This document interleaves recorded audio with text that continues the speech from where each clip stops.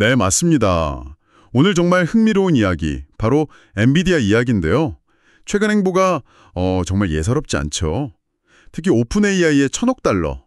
와, 이 천문학적인 금액을 투자한다는 소식은 뭐 전 세계를 그냥 깜짝 놀라게 했잖아요.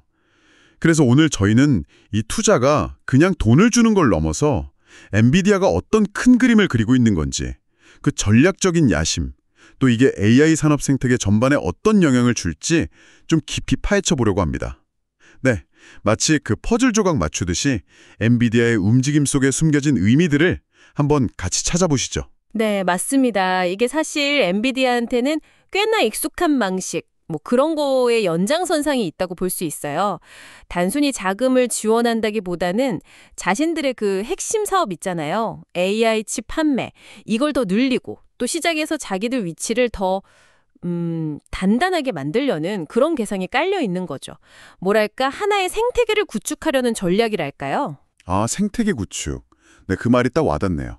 관련해서 핵심 개념으로 순환성, 영어로는 circularity라고 하던데 이 말이 나오더라고요. 이게 구체적으로 어떤 뜻인가요?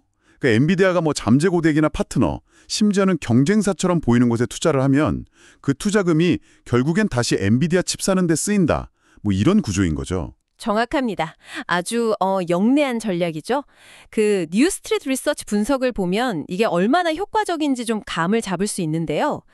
예를 들어서 엔비디아가 오픈 AI에 1,000억 달러를 투자한다. 그러면 오픈 AI는 그 돈이랑 다른 자금 합쳐서 엔비디아 칩 사는데 거의 한 350억 달러를 쓸 거다. 뭐 이렇게 예상을 하더라고요.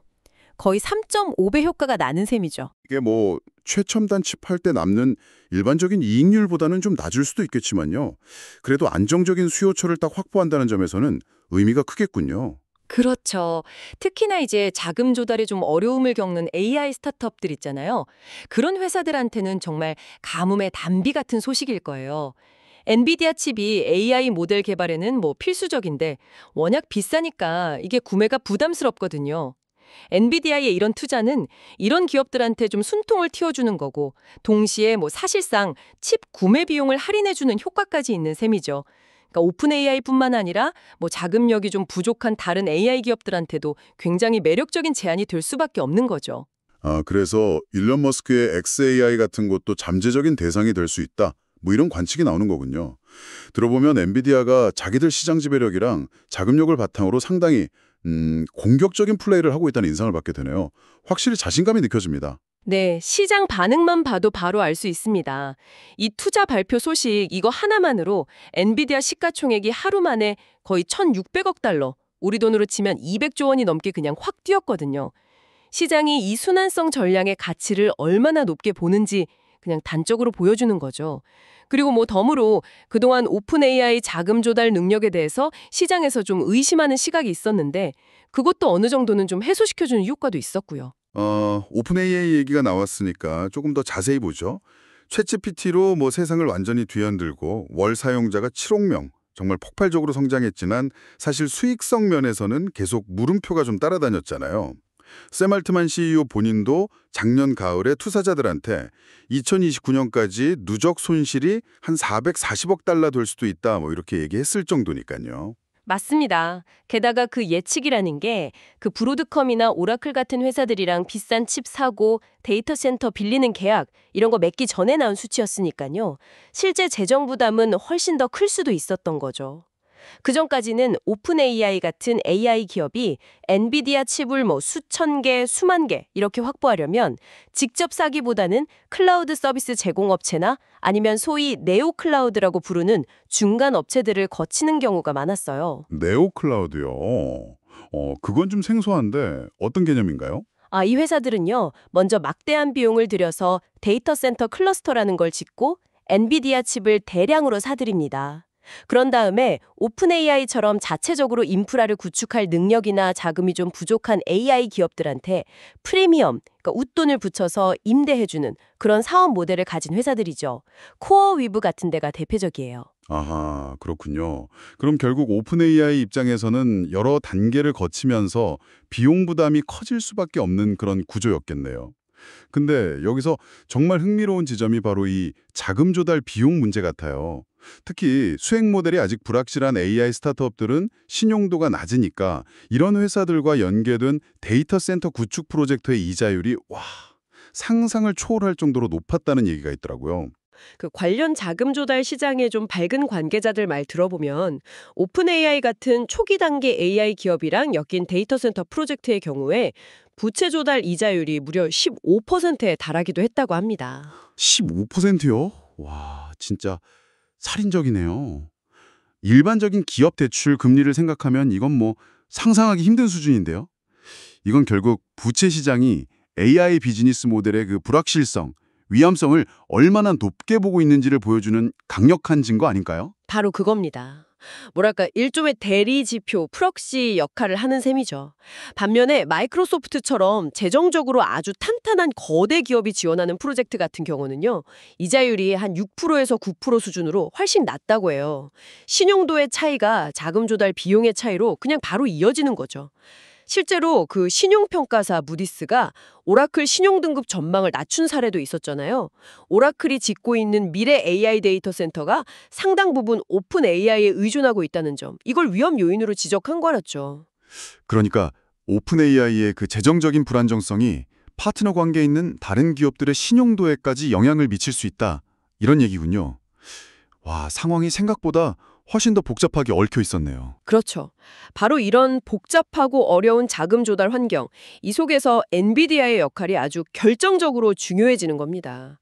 엔비디아는 현재 세계 최고 가치를 가진 상장 기업 중 하나고 AI 경쟁 시대에 가장 강력한 무기상이다. 이렇게 불릴 만큼 독보적인 위치에 있잖아요. 시장은 엔비디아에 대해서 거의 흔들리지 않는 아주 강력한 신뢰를 보내고 있고요. 네, 주가 오르는 것만 봐도 그 신뢰가 어느 정도인지 짐작할 수 있죠. 정말 하늘 높은 줄 모르고 계속 오르니까요. 막대한 비용을 자체 대차대조표, 그러니까 회사가 가진 자산으로 감당하거나 아니면 필요하면 신주 발행을 통해서 비교적 쉽게 자금을 조달할 수가 있어요. 이게 아까 말씀드린 15% 같은 그런 고금리에 시달리는 오픈 AI 같은 파트너들한테는 훨씬 저렴하고 안정적인 자금 조달 루트를 제공하는 셈이 되는 거죠. 아, 그러니까 엔비디아가 단순히 돈을 투자하는 걸 넘어서 자신들의 그 높은 신용도랑 재정적인 파워를 이용해서 파트너들의 자금 조달 비용 자체를 낮춰주는 그런 역할까지 한다는 거군요. 와, 이건 정말 강력한 무기인데요. 그렇습니다. 엔비디아 내 그 지원 약속, 그거 자체가 오픈 AI의 신용 위험을 낮추는 효과를 가져오는 거예요. AI 인프라 금융 전문가들은 이번 엔비디아 오픈 AI 거래가 만약 성사되면 오픈 AI에 대한 대출 기관들의 신용 위험 평가가 개선돼서 더 낮은 금리로 대출을 받을 수 있는 길이 열릴 가능성이 크다. 이렇게 보고 있습니다. 엔비디아의 보종 효과라고나 할까요? 이야, 단순히 칩을 공급하는 기술 파트너를 넘어서 이제는 금융 파트너 역할까지 하고 있는 셈이네요. 엔비디아의 영향력이 정말 다방면에 걸쳐 있다는 걸 새삼 느낍니다. 그런데 엔비디아의 이런 전략적인 투자가 오픈 AI에만 한정된 건 아니죠. 지난 한 1년 정도 동안 다른 여러 기술 기업들하고의 관계에서도 좀 비슷한 움직임이 있었던 것 같은데요. 맞습니다. 엔비디아는 아주 체계적으로 AI 생태계 전반에 걸쳐서 자기들 영향력을 확대하고 있어요. 아까 잠시 언급했던 클라우드 서비스 제공업체 코어위브가 대표적인 사례죠. 엔비디아는 코어위브 지분을 한 7% 정도 가지고 있는 주요 주주입니다. 코어위브는 엔비디아 칩을 기반으로 데이터 클러스터를 구축해서 오픈 AI나 마이크로소프트 같은 회사들한테 임대하는 사업을 하고 있고요. 아, 엔비디아가 직접 고객사를 확보하는 대신에 코어위브 같은 중간다리 역할하는 회사에 투자해서 간접적으로 자기네 칩 수요를 늘리는 그런 전략이군요. 네. 그런데 여기서 한 발 더 나아갑니다. 최근에요, 엔비디아가 코어위브랑 아주 흥미로운 계약을 맺었어요. 2032년 4월까지 코어위브가 사용하지 못하는 미사용 클라우드 용량, 그러니까 쉽게 말해 팔리지 않은 컴퓨팅 자원을 엔비디아가 최대 $63억 대사주기로 한 겁니다. 대사 준다고요? 그건 어떤 의미죠? 엔비디아가 뭐 직접 클라우드 서비스를 하겠다는 건가요? 아니면 뭐 그럴 가능성보다는요, 코어 위브의 재정적 안정성을 높여주려는 의도가 더 크다고 해석됩니다. 코어 위브 입장에서는 미래의 그 불확실한 수요에 대한 걱정을 좀 덜 수 있잖아요. 그러니까 더 공격적으로 엔비디아 칩을 사서 인프라를 확장할 수 있게 되는 거죠. 안 팔리면 엔비디아가 사준다는 일종의 보험이 생긴 셈이니까요. 결국 이것도 엔비디아 칩에 대한 수요를 간접적으로 하지만 아주 효과적으로 지원하는 그 순환성 전략의 일환으로 볼 수 있는 거죠. 와, 정말 치밀하네요. 그럼 코어 위브 말고 또 주목할 만한 투자가 있었나요? 저는 개인적으로 경쟁사인 인텔에 50억 달러를 투자한다는 발표 나왔을 때 그때 상당히 놀랐거든요. AI 경쟁에서 좀 뒤처져 있다는 평가를 받는 인텔하고 손을 잡는다는 게 좀 의외였어요. 네, 그 발표는 정말 많은 사람들을 놀라게 했죠. 표면적인 이유는 엔비디아의 GPU, 그래픽 처리 장치죠. 이걸 인텔의 CPU, 중앙 처리 장치와 더 쉽게 연결할 수 있는 어떤 새로운 기술 표준이나 제품을 같이 개발한다는 거였어요. 이걸 통해서 엔비디아는 자신들이 강점을 가진 데이터 센터 시장뿐만 아니라 인텔이 여전히 강자인 개인용 컴퓨터 PC 시장에서도 영향력을 확대하려는 그런 포석으로 읽힙니다. 아, 경쟁 관계에 있는 회사하고도 필요하다면 손을 잡고 협력해서 더 큰 시장을 공략하겠다. 뭐 이런 의지로 보이네요. 엔비디아의 그 유연한 사고방식을 엿볼 수 있는 대목 같습니다. 그렇습니다. 또 일론 머스크의 XAI 역시 엔비디아를 전략적 투자자로 공식적으로 언급하기도 했고요. 엔비디아는 XAI를 포함해서 여러 글로벌 AI 파트너들이랑 협력해서 AI 데이터 센터 구축이나 관련 에너지 인프라에 수십억 달러 규모의 투자를 진행할 계획이다. 이렇게 밝히기도 했습니다. 젠슨 황 CEO가 여러 차례 강조했듯이 엔비디아는 투자자들이 부여한 그 막대한 시장 가치와 신뢰를 활용해서 회사의 성장에 필수적인 공급망 파트너들을 강화하고 전체 생태계를 치우려는 노력을 계속 해오고 있는 거죠. 자, 그럼 종합해보면 엔비디아는 이제 단순히 고성능 칩을 만들어서 파는 회사가 아니라 뭐랄까 막강한 자금력이랑 시장의 신뢰라는 이 두 개의 강력한 엔진을 바탕으로 AI 산업 생태계 전체를 디자인하고 조율하는 어떤 설계자의 위치로 나아가고 있는 것 같습니다. 오픈 AI부터 시작해서 코어 위브, 인텔, XAI에 이르기까지 이 모든 투자는 결국 순환성이라는 큰 틀 안에서 움직이는 전략적인 포석들이군요. 맞습니다. 자기네 칩에 대한 안정적인 수요를 확보하는 동시에 파트너들의 성장을 촉진시켜서 전체 AI 시장의 파이를 키우고 또 그 과정에서 엔비디아 중심의 기술 표준과 영향력을 더욱 공고히 하려는 그런 다각적인 노림수가 담겨 있다고 봐야겠죠. 그렇다면 이 복잡하고 거대한 엔비디아의 전략을 지켜보는 당신께서 얻어가실 수 있는 핵심적인 시사점은 뭘까요? 저는 그 AI 산업의 화려한 기술 발전, 그 이면에 숨겨진 복잡한 금융과 전략적인 역학관계를 이해하는 게 중요하다고 생각합니다. 그러니까 새로운 AI 모델이 등장하는 것만큼이나 그 모델을 훈련시키고 서비스하는 데 필요한 막대한 인프라를 어떻게 구축하고 또 자금을 어떻게 조달하는지 이게 산업의 판도를 결정하는 핵심 변수가 되고 있다는 거죠. 현재 엔비디아가 이 자금 조달과 파트너십 게임을 어떻게 주도하고 있는지 이걸 파악하는 것이 미래 AI 시장의 지형도를 예측하는 데 아주 중요한 단서가 될 겁니다. 네, 기술뿐만 아니라 결국 돈의 흐름, 그리고 그 돈을 움직이는 전략을 함께 봐야 한다는 말씀이시군요. 엔비디아의 행보 하나하나가 단순히 개별 기업의 성장을 넘어서 AI 기술 발전의 속도와 방향, 그리고 미래의 승자가 누가 될지에까지 영향을 미치고 있다는 점을 기억해야겠네요. 네, 오늘 저희는 엔비디아의 AI 투자 전략, 특히 그 순환성이라는 키워드를 중심으로 좀 깊이 있는 이야기를 나눠봤는데요. 여기서 한 걸음 더 나아가서 이런 질문을 한번 던져볼 수 있을 것 같습니다.